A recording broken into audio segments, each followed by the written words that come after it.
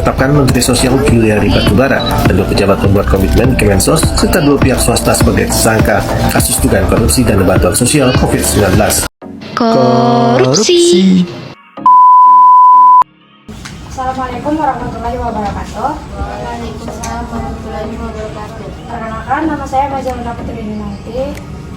Saya dari Fakultas Kemenkes Bengkulu yang akan menjelaskan tujuannya untuk mengerti tentang nilai-nilai anti korupsi, jujur dan disiplin dengan membangun dan membangkitkan jiwa anti korupsi pada generasi muda.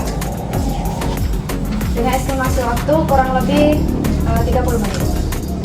Baiklah, saya akan menyampaikan materi tentang penyuluhan tersebut, yaitu tentang peran penting generasi muda berintegritas lawan bahaya korupsi. Korupsi telah menjadi salah satu masalah yang melanda berbagai negara di seluruh Indonesia. Selain merugikan perekonomian dan memperburuk ketimpangan sosial, korupsi juga mengancam fondasi demokrasi dan menghambat pembangunan yang berkelanjutan. Salah satu aspek yang membuat korupsi semakin sulit untuk diberantas adalah keberadaan bahaya laten korupsi. Bahaya laten korupsi merujuk pada sikap yang meresap dalam sistem dan budaya, yang memungkinkan tindakan korupsi menjadi semacam norma yang diterima. Sistem yang korup mempengaruhi seluruh aspek kehidupan masyarakat, termasuk sektor publik, bisnis, dan bahkan masyarakat umum. Terlepas dari upaya keras untuk memberantas korupsi, bahaya laten korupsi bisa menghancurkan upaya tersebut. Kemudian materinya nilai-nilai integritas, atau disebut juga dengan berjumpa di atas, yaitu berani, jujur, mandiri, peduli, adil, disiplin, kerja keras, tanggung jawab, dan sederhana. Materi yang ketiga itu mencegah korupsi dari diri sendiri.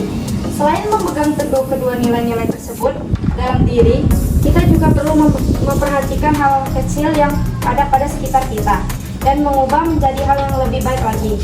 Mencegah korupsi dari diri sendiri, yaitu 1. Hidup sesuai kemampuan. Salah satu hal yang mendorong kita melakukan korupsi karena seringnya kita tidak terasa cukup dan bergaya hidup yang tidak wajar. Yang kedua, mengatur manajemen waktu. Disiplin waktu dalam menjalani kegiatan sehari-hari dapat membuat perencanaan kegiatan harian akan berjalan dengan baik. Yang ketiga, fokus kepada kinerja dan tanggung jawab pribadi. Selesaikan segala pekerjaan dengan baik dan sesuai dengan kesepakatan atau aturan yang ada. Yang keempat, mengatur pengeluaran. Catat pengeluaran sehari-hari dan bedakan pengeluaran tersebut berdasarkan kebutuhan dan keinginan. Yang kelima, selalu bersyukur. Bersyukur apa yang kita miliki dan bersyukur dengan apa yang telah kita raih hari ini. Baiklah, di sini saya akan bertanya kepada teman-teman. Sebutkan nilai-nilai anti korupsi. Baik, sih saya akan menjawab nilai-nilai anti korupsi.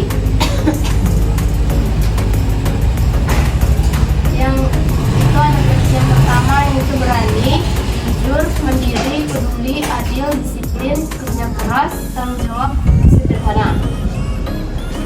Ya, baik, terima kasih.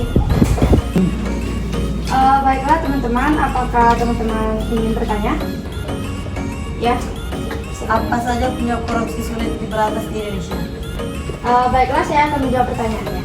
Apa saja penyebab korupsi sulit diberantas di Indonesia? Beberapa penyebab korupsi sulit diberantas di Indonesia adalah lemahnya etik dan moral penegak hukum, serta sistem penegak hukum yang masih berbasis nalar barat. Ya. Baiklah, saya akan menyimpulkan tentang tujuan saya ini.